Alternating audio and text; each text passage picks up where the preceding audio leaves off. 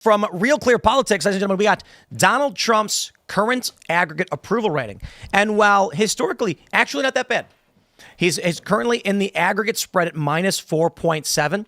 Not that bad. His approval is 45.5. His disapproval is 50.2. So as we talk about issues of immigration or the Epstein story, it may actually be that it's actually not that bad. In fact, I see a super chat here from our good buddy Raymond G. Stanley Jr. He says his sister was watching IRL with him last night, and she asked why Epstein was such a big deal. Wasn't he already convicted? So I think there's a lot of regular people that don't know. Yeah. But here's what I want to hammer around with his approval rating. First, I'll say this.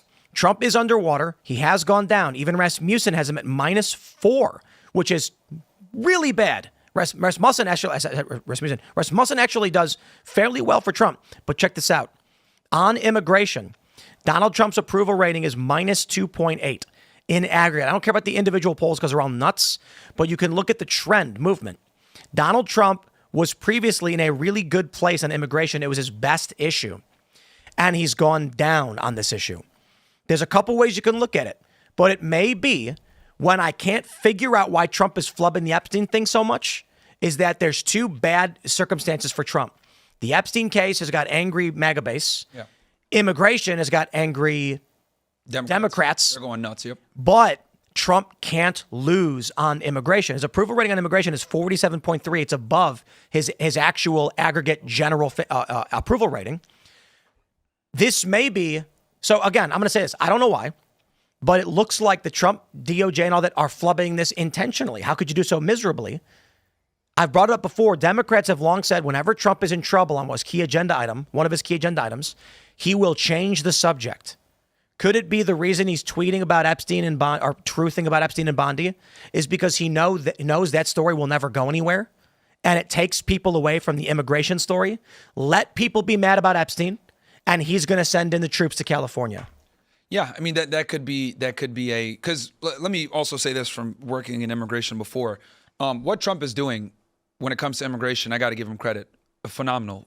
We haven't had a president do this type of immigration enforcement in the interior in a very long time. And I want to make this very clear because I know me and you were discussing this earlier. People would say, oh, well, actually, Trump deported less people than Obama and Clinton and all these other people. That's not relevant. What matters is the reason why Trump's deportations are down is because he secures the border. When the border is secured, that's a significant amount of deportations. So interior immigration enforcement is where things really need to be. This is where the Democrats always fail because the Democrats are pussies and are scared of enforcing Title VIII because it looks bad politically. It's a political hot potato. So the fact that Trump is doing this now and making it happen, well, he's dealing with this heat because we've gotten so pussified where we just allow illegal immigrants to come in, hang out, and then when they're here illegally, no, just let them stay. And the fact that there's such a backlash to him enforcing immigration law in the interior tells you that we haven't enforced it in a very long time. So what he's doing is unprecedented. It's a good thing. But obviously he's going to get some heat for it because most presidents don't have the cojones to actually launch a real law enforcement operation in the interior. Deporting people on the border doesn't matter. Who cares? Give them an ER, get them out of here. We're talking about interior enforcement, very difficult to do. The fact that he mobilized the FBI and the DEA and ATF agencies that don't have Title VIII authority to assist with this stuff is a feat in itself. So kudos to him for that. I mean, look, no matter what happens with the Epstein files, I still don't regret voting for Donald Trump just because of the border. Yeah. 100%. And I want to stress this too. Let's start from the premise. I want to make perfectly clear. They should be releasing the Epstein files. Yeah. This campaign is BS. I don't believe it for 2 seconds. That being said, is the only reason we're mad is because Trump said he would, but he didn't? Democrats promised they never would. They didn't bring it up. They were engaged in untoward activities and illicit activities. And then Democrat members of Congress and their voters never asked them to do anything about it. Mm-hmm. Then Trump says, I will, but then doesn't. So it's kind of like a circumstantial...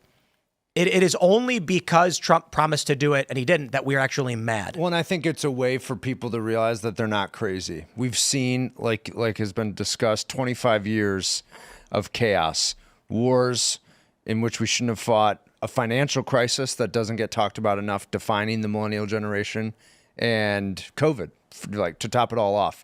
Lies after lies after lies. And I think we wanted some reason, right? It was some credence for why this has been going on, why our leaders seem so unaccountable.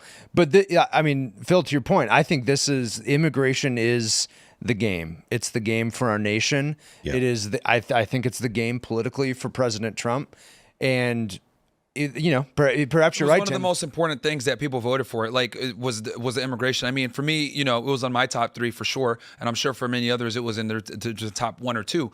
So, I think the reason why people are so pissed is because this administration was like, this is going to be the administration of transparency. Yep. He campaigned on going against the deep state, right? Obviously, he had to endure the lawfare. So when he came in and campaigned on that, like, we're going to, drain the swamp and we're going to have more transparency, et cetera. Kash Patel said that.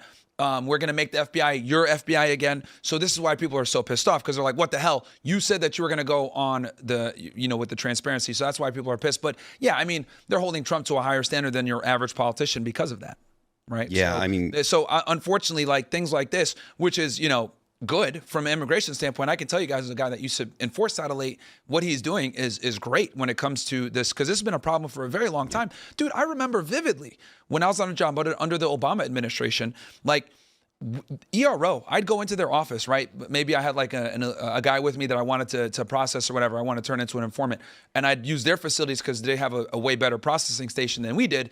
They'd be sitting around just hanging out on their phones, like chilling and shit, not doing anything, because under Obama, it was very frowned upon to go out and do interior enforcement. Yeah. Even if you had warrants of deportation, et cetera, they didn't want to go out and arrest people because, number one, the locals weren't going to help them. Number two, is going to be a pain in the ass. And then number three, they might deal with some backlash from the higher management because of Obama being in office. So immigration is a very sensitive topic, especially when it comes to interior enforcement, where depending on who's in office, it dictates how hard you can go on your job. So what we're seeing now is a refreshing change for sure when it comes to interior immigration enforcement. So when you say a refreshing change, you're thinking that the previous administrations had a border policy that was acceptable? No, they didn't. No. I'm saying it's refreshing because not only, when I say refreshing, I mean as in doing interior enforcement. Okay. Like enforcing on the border was like, okay, we catch them on the border, it is what it is, right? Because Border Patrol's there, you have way more authority, you have way more immigration officials that are there. But once they make it past that 30, what's called the functional equivalent of the border, that 30-mile radius, they're safe, dude. They make it in, they're good. Like, they're probably not going to get touched by ERO at that point, because it's ICE ERO that's responsible for them once they get into the country. And if they're having their hands tied by the administration in office, they're not going to go after them. What was the last administration that actually did things like ICE raids? It's Trump's first administration. They were more on it. Before Donald Trump. Oh, dude. Ever? Yeah, did it ever happen? I don't recall ICE raids by George Bush. Yeah, it was always frowned upon. And then before that was INS. So Yeah, prior to George Bush, it was INS, and it was under the DOJ. So it was always fairly frowned upon. Like, I remember, here's another. So worksite enforcement, right? So you had to get like headquarters approval to do a worksite enforcement raid under the Obama administration. It was a big deal. Really? Yeah, dude. But there was a situation too where you have to fill out I-9 forms, right? To get a job in the U.S., you have to fill out an I-9 form that shows that you're a citizen. But the deal with the I-9 forms is they never go back to government. They just sit in your file, and then if government comes knocking, you have your forms ready. Why aren't those filed with the federal government? Filed with the filed with DHS, so that people great answer. are aware of it. Great question. That's really because then they could look at the Social Security numbers, run them, and see what's up. It's contingent upon the administration. Yeah, but they've never done it. Yeah, you never file. So they ramped them up. So like under the Obama administration, they did them kind of, and then once Trump came in, we ramped them up.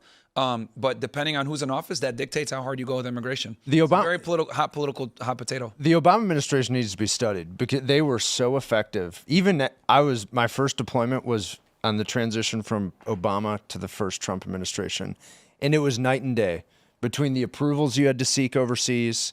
Right? Think whatever you want about what we were doing, but the Obama administration had a squeeze on everything that happened down to the tactical level, whether in the military or DHS. And it's something that I wish we had more people on the inside then, because it's a lesson in how to use power.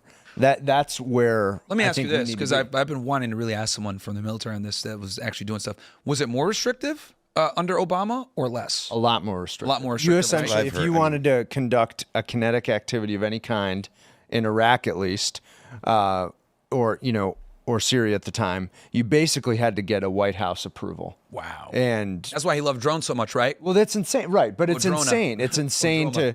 and so there was literally a night and day difference between when Obama was in office and then when Trump came into town. It's why he does deserve credit for how things went against ISIS in northeast Syria. Yeah. Because you wouldn't have had the rules of engagement, latitude, and the flexibility for the commanders on the ground to take ISIS fighters out. Because previously, Obama almost himself wanted a signature on almost every one. Wow. Which to me, again, it's the lesson is presidents, if they want it, can use their power. And it can be effective. It's just a question of having the will. That's one of the things that I think Donald Trump has shown very clearly. Like the expectations of a conservative president are going to be different going down the line for the future, for at least for the foreseeable future, just because of President Trump. Before Trump, it was, you can't do this and et cetera. And there was always excuses, Congress has to blah, blah, blah, et cetera. It's interesting Donald Trump to see just that. came in and he's like, nope, executive order, executive order, executive order, and this is how it's going to be.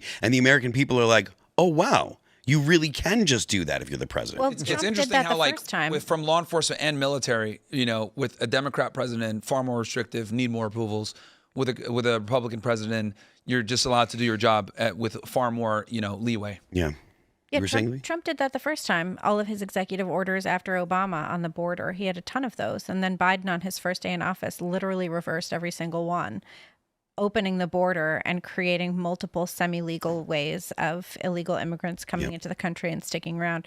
And then when Trump took office, he reversed them again. I really hope that we don't end up with a situation where the White House is just continuously ruling by fiat and every 4 years, everything drastically changes like that.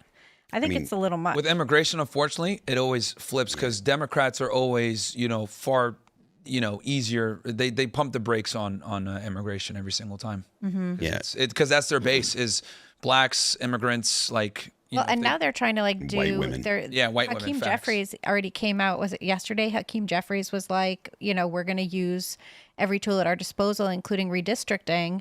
And then you had Jasmine Crockett on cue in, I think she was wherever she was today, talking about how Texas districting is racist, and so they need to do redistricting. So she's going to pull it's racist, get the redistricting, which was already Hakeem Jeffries' plan to try and win back the House in 2026. So it's just all race fakery. politics with the left, and it's man. all fakery. Thanks for checking out this clip from Timcast IRL. Make sure to watch the show live Monday through Friday at 8 p.m. Subscribe to this channel, and we will see you all there.